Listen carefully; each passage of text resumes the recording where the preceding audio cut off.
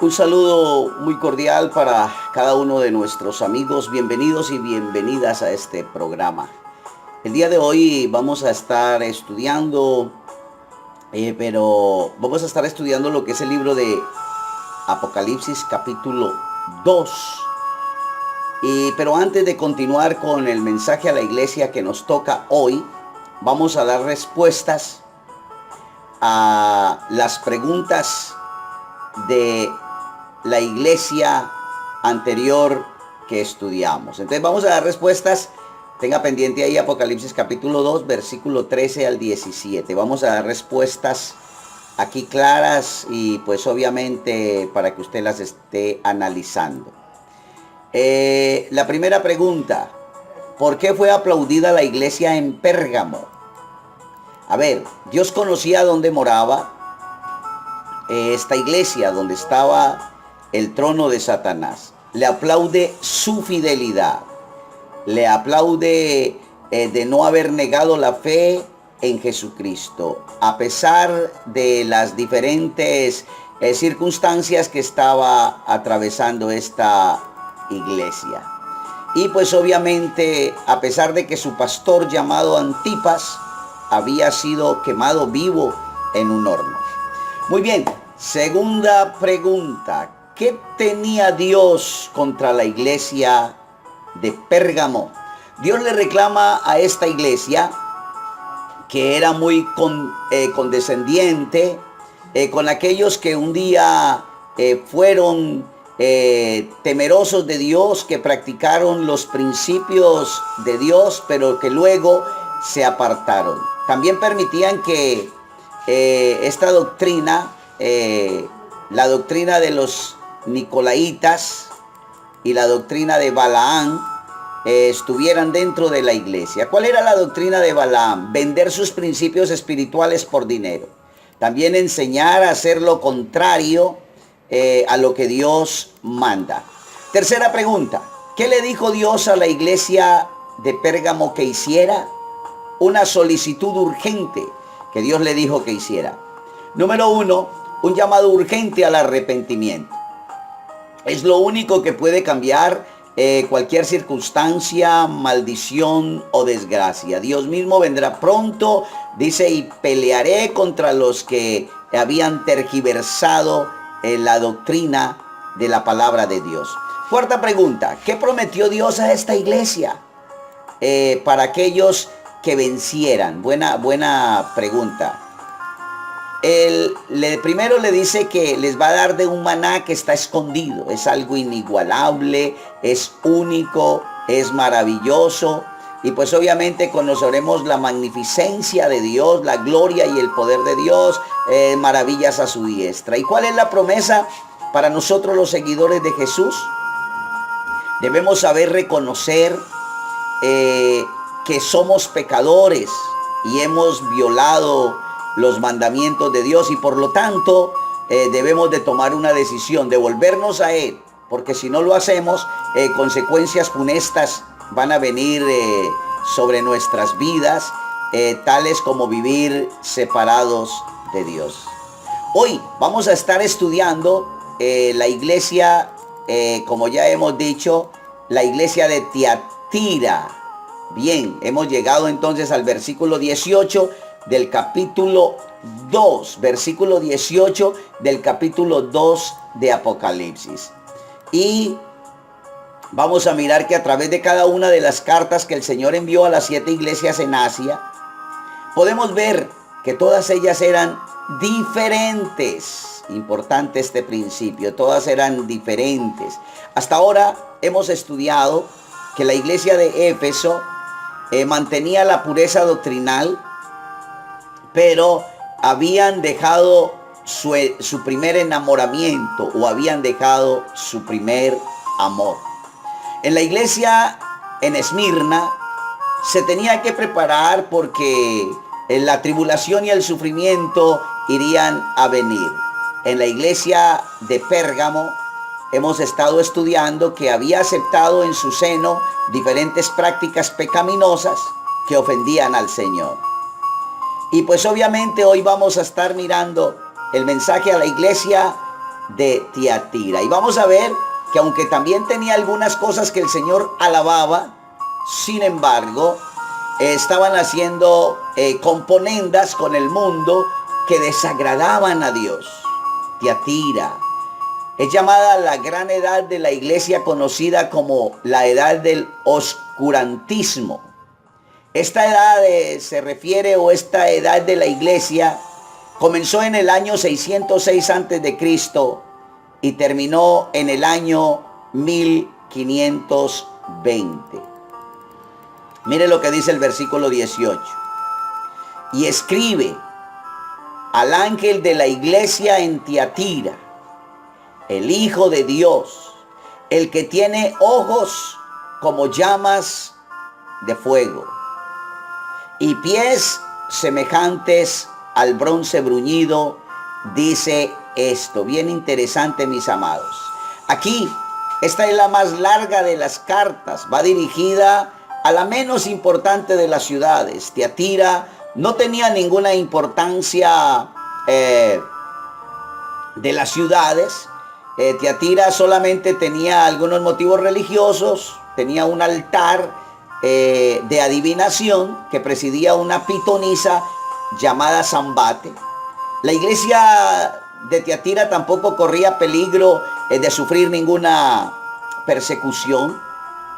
El Señor Jesucristo le dice en el versículo 19 del libro segundo de Apocalipsis, capítulo 2, versículo 19. Yo conozco tus obras y amor y fe, servicio y paciencia, y que tus obras postreras son más que las primeras.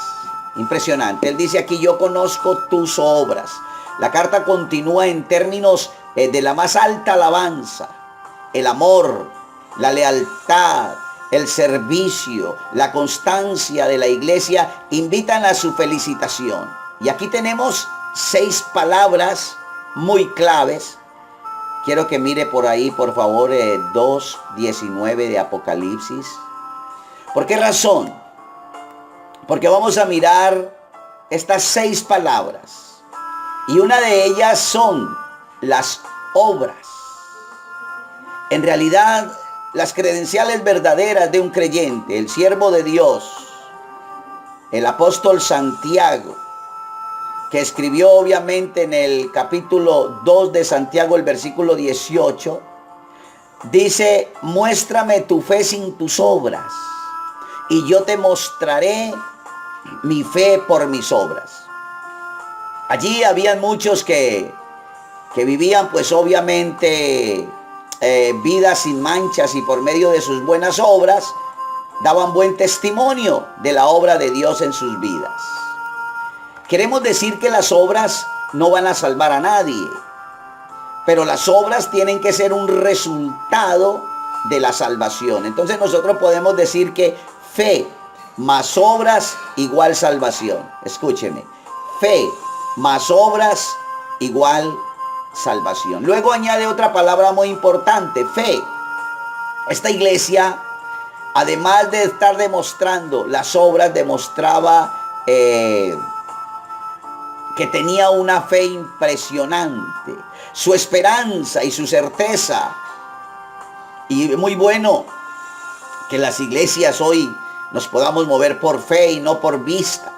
Otra palabra que añade allí en este versículo que estamos tratando, de 2:19 de Apocalipsis, es el servicio. Hermanos amados, tenemos que ser personas que sirvamos sin interés. Luego habla de paciencia. Estaba pues obviamente probablemente a las pruebas que tuvieron que soportar durante todos aquellos años. Y continúa diciendo este versículo, y que tus obras son, o sea, tus obras postreras son más que las primeras. Aquí hay algo importante, mis amados. Es decir, que esta iglesia no se había detenido, sino que siempre seguía, aún en medio de las dificultades, en medio de las pandemias, en medio de las guerras, en medio de los conflictos. Esta iglesia iba para adelante. Ahora, vamos a mirar lo que dice el versículo 20 de Apocalipsis capítulo 2 para las personas que están aquí estudiando con nosotros. Y el Señor dice, pero tengo contra ti unas pocas cosas, que toleras que esa mujer Jezabel, que se dice profetiza, enseñe y seduzca a mis siervos a fornicar y a cometer cosas sacrificadas a los ídolos. A continuación viene la condenación de una mujer llamada Jezabel, que podría ser un seudónimo para aludir a cierta mujer que ejerció gran influencia en la iglesia, similar a como Jezabel influenció a los judíos del Antiguo Testamento para cometer idolatría e inmoralidad. Aquí, esta mujer Jezabel está acusada de enseñar dos cosas. Una, comer carne ofrecida a los ídolos. El primer problema era bastante grave, porque la carne ofrecida a los ídolos era lo que se hacía en ese entonces. Le ofrecían un sacrificio a un animal y pues era muy poco lo que se quemaba, pero luego la carne que quedaba la vendían en las diferentes carnicerías, tercenas, etcétera. Y luego, después que comían esas carnes sacrificadas a los ídolos, entonces se iban a practicar fornicación. Era como la cultura de ese entonces. Y luego pues se iban a pecar en cierta forma. Entonces, para un cristiano, esto contribuía a aislarlo, porque la persona tenía que tomar una decisión. El cristiano decía, yo no voy a practicar esas cosas. Entonces estaba aislado de los eventos sociales y pues obviamente eran mirados como mal ante la sociedad, pero por ese principio. Y pues aquí hay una palabra que dice y a fornicar. No está tan clara, pues no sabemos lo que se debe explicar, pero frente a esta palabra fornicación, pero vamos a mirar que la Biblia nos habla de dos tipos de fornicación o dos tipos de adulterio. La fornicación y el adulterio espiritual es uno, y la fornicación y el adulterio físico, literal, es otro. Cuando una persona tiene relaciones sexuales fuera de su compromiso matrimonial, se llama fornicación. Cuando una persona tiene relaciones sexuales con otra persona que no sea su cónyuge, eso se llama adulterio. Y pues igual en la Biblia, cuando hablamos del adulterio espiritual o la fornicación espiritual, nos estamos refiriendo a esta situación de que nosotros hemos hecho un pacto, hemos hecho un compromiso, o más bien, Dios en su misericordia ha hecho un pacto con nosotros. O sea, con aquellos hombres, mujeres, niños, adolescentes, sin importar su estatus social, sin importar su raza, sin importar su cultura. Dios ha hecho un pacto con nosotros y es un pacto de sangre. Y en cierta forma nosotros somos la novia del Señor. Porque luego cuando Jesucristo venga y lleve a su iglesia, ya nos convertiremos en la esposa del Señor. Entonces, mientras tanto, si somos infieles espiritualmente, o sea, tenemos ídolos, nos alejamos de los principios bíblicos, ponemos otras personas o otras cosas o otros que no sean Dios como el primer lugar, entonces nos estamos convirtiendo en adúlteros o fornicarios espirituales. Entonces, se refiere entonces a ese tipo cuando habla de Jezabel en el capítulo 20. Pero vamos a mirar lo que dice el versículo 21 y 22 de Apocalipsis 2. Y le he dado tiempo para que se arrepienta. Mira, una palabra tremenda.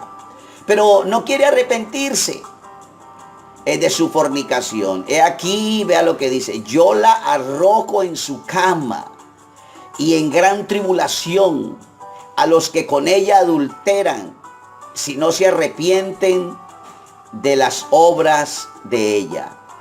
La expresión, he aquí yo la arrojo en cama, tiene que ver exactamente, se refiere al lecho de un enfermo, tras haber dado tiempo suficiente, pues obviamente para que se arrepintiera. Dios se disponía a juzgarla. Y yo creo que esto es un tiempo muy especial también para que nosotros podamos decirle a Dios, bueno Señor, si he sido un adúltero espiritual o un fornicario espiritual o aún un fornicario o adúltero físico, literal, yo debo arrepentirme. Porque si no, van a venir cosas. Y donde dice exactamente la silla en la que se reclinaba para comer cosas ofrecidas a sus ídolos y dioses falsos por su pecado y falta de arrepentimiento, recibiría una cama en el infierno. Se está refiriendo a esa palabra, donde yacería para siempre. Luego en el versículo 23 dice, y a sus hijos heriré de muerte, y todas las iglesias sabrán que yo soy el que escudriña la mente y el corazón, y os daré a cada uno según sus obras. La iglesia de Tiatira, como ya hemos dicho, tenía aproximadamente unos 40 años de existencia cuando el apóstol y evangelista Juan escribió estas palabras. Y la enseñanza de esta mujer había producido una segunda generación. O sea, esto es algo que se iba multiplicando. Si no se corta todo tipo de pecado, esto va a ir trayendo una maldición generacional. Y esa segunda generación pues obviamente practicaba las mismas disipaciones. Avancemos con nuestra lectura el día de hoy. Leemos en el versículo 24. Pero a vosotros, mire lo que dice. Pero a vosotros y a los demás que están en Tiatira, a cuantos no tienen esa doctrina y no han conocido lo que ellos llaman las profundidades de Satanás, yo os digo, no os impondré otra carga. ¿A qué se refiere este versículo cuando dice de las profundidades de Satanás? Se está refiriendo a la muy extendida creencia que era un deber experimentar toda clase de pecados. Lo que pretendían era dejar que el cuerpo se regodeara en el pecado y mantener el alma completamente limpia. Los que conocían las profundidades de Satanás habían sondeado las profundidades del mal. Este libertinaje inaudito formó más tarde parte de la enseñanza del gnosticismo, o sea, de los gnósticos, según el cual uno puede participar en todo tipo de actividades propias del dominio de Satanás y cometer maldades y perversidades con el cuerpo sin hacer daño al espíritu. Ese es uno de los principios de esta gente. También es posible que simplemente Jezabel enseñara que un cristiano debe acomodarse al mundo. En otras palabras, impulsaba a la iglesia a la infidelidad espiritual, que pues conduciría irremisiblemente a la fornicación física. Pero sobre esto dijo el apóstol Pablo, no os conforméis a este mundo, dice Romanos capítulo 12, versículo 2, sino sed transformados por la renovación de vuestra mente. Jesús dijo, no podéis servir a dos amos, a Dios y a las riquezas. Y yo quiero decirles hoy pues obviamente que Dios quiere que usted y yo le sirvamos a Él. Leamos el versículo 25, pero lo que tenéis retenedlo hasta que yo venga. Al que venciere y guardare mis obras hasta el fin, yo le daré autoridad sobre las naciones. Las obras de Cristo se presentan aquí en contraste a las obras de Jezabel. Las obras de Cristo fueron realizadas por el Espíritu Santo. Nosotros vencemos mediante la fe, no mediante nuestro propio esfuerzo. Y dice, y yo le daré autoridad sobre las naciones. Explica luego el apóstol, cuando Pablo escribió a los Corintios, les dijo que vamos a gobernar sobre las naciones. Cuando digo que vamos a gobernar sobre las naciones, es cuando Jesucristo venga a implantar su reino milenial aquí en la tierra, lo cual veremos en el libro de Apocalipsis capítulo 20 cuando lleguemos allá. Leamos hoy 2.17 de Apocalipsis, capítulo 2.27 de Apocalipsis. Dice, y la regirá con barra de hierro y serán quebradas como vaso de alfarero, como yo también la he recibido de mi Padre, y le daré la estrella de la mañana. El que tiene oído, oiga lo que el Espíritu dice a las iglesias. Cuando dice, y la regirá con vara de hierro, se refiere a que durante el reino milenario Cristo hará cumplir su voluntad y protegerá a sus ovejas con cetro de hierro. Cualquiera que pretenda hacerles daño. Respecto a la imagen, aquí este texto nos habla de la estrella de la mañana. Juan se refiere más adelante, como dice en el versículo 19, en 2 de Pedro capítulo 1 versículo 19, dice que más adelante resplandecerá la estrella de la mañana. Un día le tendremos en su plenitud gloriosa. ¿A quién se refiere esa estrella de la mañana? La promesa de la estrella de la mañana es la promesa de Cristo mismo. Qué bonito saber de que un día de estos Jesús, como la estrella de la mañana, vendrá y brillará y llevará a su pueblo. ¿Qué podemos decir con la conclusión de esta? La carta termina con un nuevo mandamiento al oír la voz del Señor que dice: el que tiene oídos para oír, que oiga lo que el Espíritu dice a las iglesias. El Espíritu está hablando hoy. El Espíritu sigue todavía hablando. El Espíritu Santo sigue llamando. Y que Dios nos ayude. Mientras que el mensaje a la iglesia en Éfeso nos advierte sobre los peligros de la ortodoxia carente de amor, la carta a Tiatira nos avisa de los riesgos de un amor blando que lo tolera todo y no juzga nada. Las preguntas para el próximo estudio serán: ¿por qué fue aplaudida la iglesia de Tiatira? Tenga pendiente esa para la próxima. ¿Qué tenía Dios contra la iglesia de Tiatira? Esa es la pregunta número 2. La pregunta número 3. ¿Qué le dijo Dios a la iglesia en Tiatira que hiciera? Pregunta número 4. ¿Qué prometió Dios a esta iglesia? La número 4. ¿Qué prometió Dios a esta iglesia para aquellos que vencieren? Y pregunta número 5. ¿Qué frase es repetida 4 veces según este capítulo en el versículo 7, 11, 17 y 29? Bueno, por hoy hemos llegado ya al final de nuestro estudio del libro de Apocalipsis. Nos preparamos porque prontico empezaremos a estudiar el capítulo 4, donde ya empezaremos. Pero vamos a terminar lo de las iglesias. Mis amados, que Dios te bendiga. Estemos orando mucho los unos por los otros y que la misericordia y la paz de Dios siempre esté en cada uno de nuestros corazones. Dios les bendiga y hasta la próxima.